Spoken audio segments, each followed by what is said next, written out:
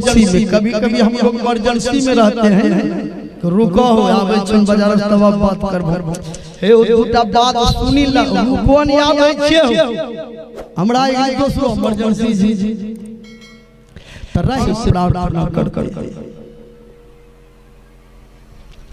एक राजा हाथी खरीद करके ले आया। हाथी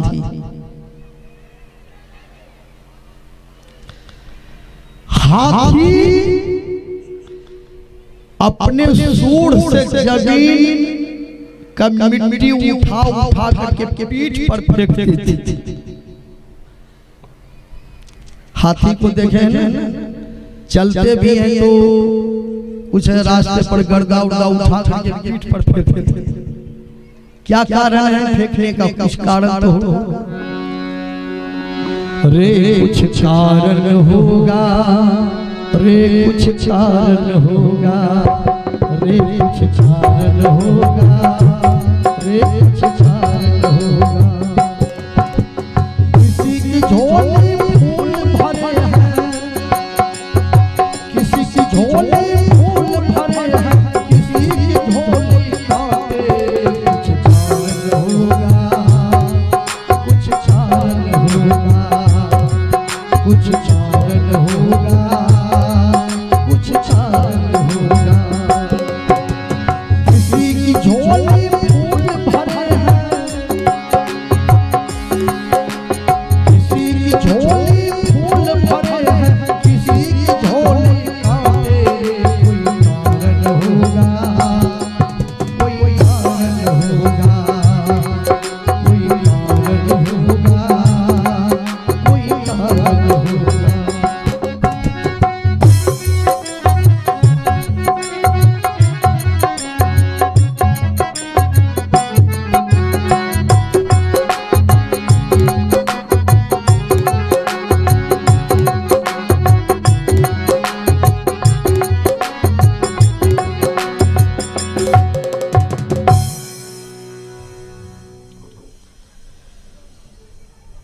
राजा हाथी को नहला धुलाकर बढ़िया बढ़िया भोजन कराया। हाथी को नहला धुला करके बढ़िया भोजन जब करा दिया, फिर हाथी जमीन से मिट्टी लेकर पीठ पर फेंक दिया। राजा को लगा कि हाथी को बीमारी है, अब क्या करें?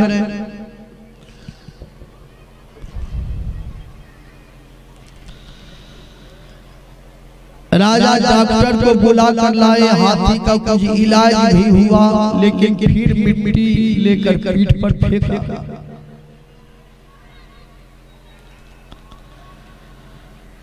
राजा गए रहीम कवि के पास। रहीम कवि जात के मुसल ईमान थे, लेकिन भगवान श्री कृष्ण के परम भक्त थे।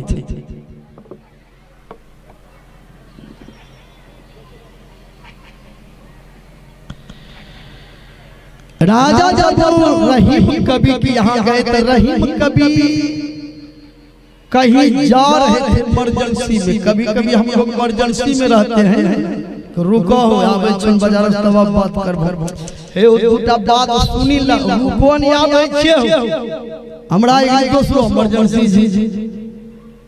तो रहीम कभी कहीं जाने की तैयारी थी। राजा ने कहा रहीम कवि से आपसे कुछ जरूरी बातें करनी है।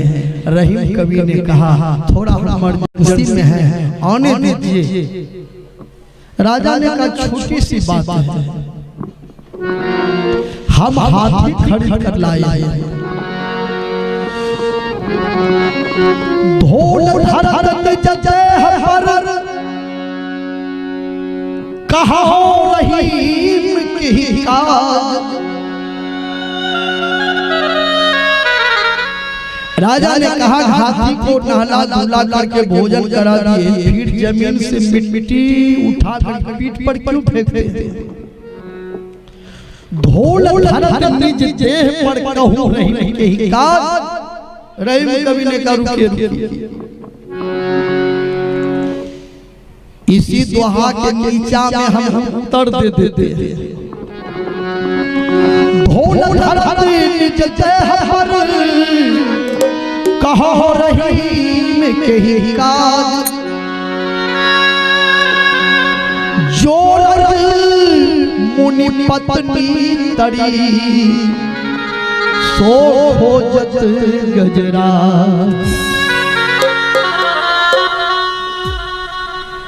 रहीम कवि ने कहा हाथी को रोग नहीं है, बीमारी नहीं है। जिस भगवान श्री राम की चरण धूलि से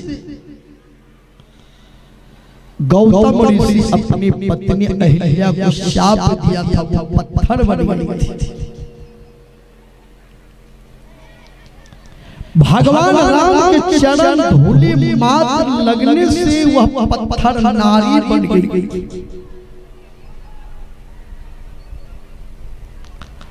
आज हाथी वही भगवान राम के चरण धूलि खोज रहे हैं, कहीं वह धूलि मिल जाए। जब जब पत्थर ने नारी का रूप ले लिया तो हम भी तो कम से कम मनुष्य बन जाएंगे।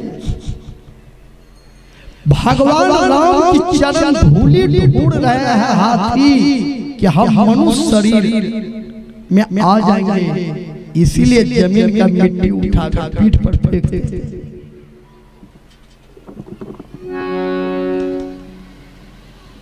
राजा को इस बात से संतुष्टि नहीं हुआ।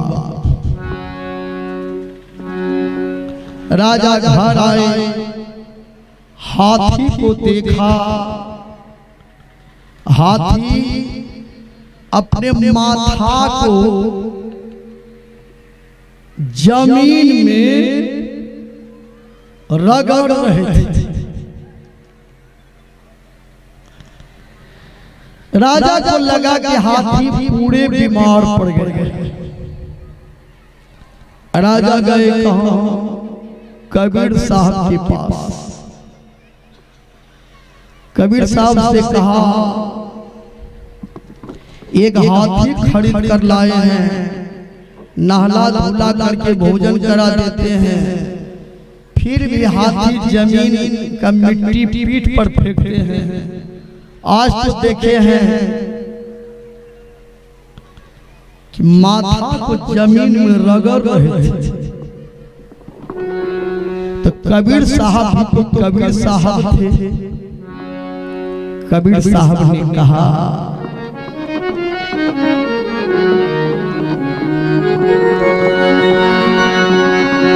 राजद्वारे बांधिया माथा धुनत गजंद, मानुष जन्म कब पाई हो, भजी हो परमानंद। राजद्वारे बांधिया माथा धुनत गजंद, मानुष जन्म कब पाई हो, भजी हो परमानंद। कबीर साहब ने कहा हाथी को रोग नहीं है, बीमारी नहीं है। हाथी सिर पीट पीट करके रो रहे हैं, पछता रहे हैं, माथा रगड़ रहे हैं जमीन में कि हमें मनुष्य का शरीर कब मिलेगा जो मैं परमात्मा का भजन करूंगा। सज्जनों, एक हाथी भी चाहते हैं कि मनुष्य का शरीर मिले, मैं भजन करूं। लेकिन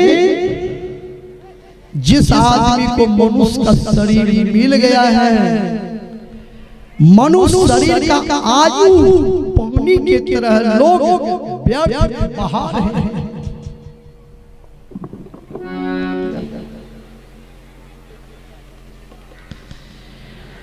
नर तन सब नहीं कवने देही, जीव चराचर जांचते। भगवान राम भी कहते हैं बड़े भाग्य से मनुष्य का शरीर मिला।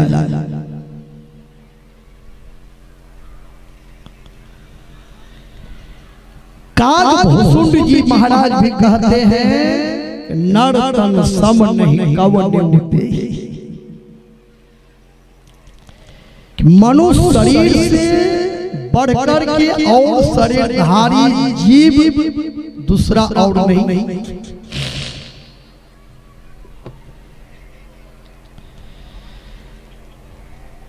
और मनुष्य शरीर पाने के लिए कीड़ा मकोड़ा और जीव जंतु